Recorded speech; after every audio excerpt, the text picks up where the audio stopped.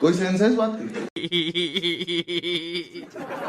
तो भैया रे नमस्कार प्रणाम। वीडियो पसंद आए तो लाइक करा, कमेंट करा, शेयर करा, सब्सक्राइब करा। वीडियो से क्यों के दिल का ठेस पहुँचे तो हमका माफ़ करा प्लीज़।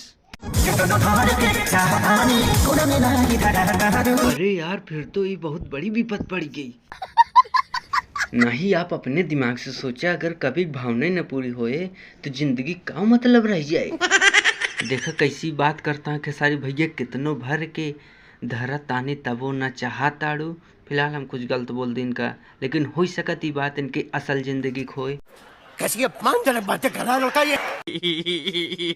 नहीं हमरे कहा कि मतलब जौन इनका जीएफ होई उनके साथ ही ऐसे इनकर कहानी चलत होई तब बात तो सही है।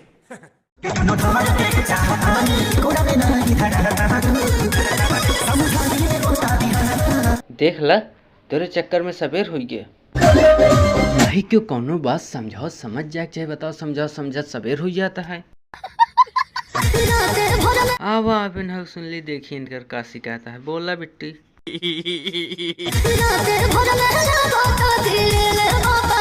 बिल्कुल ले लेंगे, कौनो कसर न छोड़ी है, हम इनका जानते ही ना।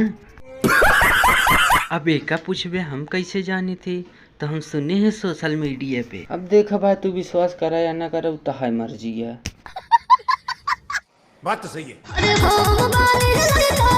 के कहेस तोसी।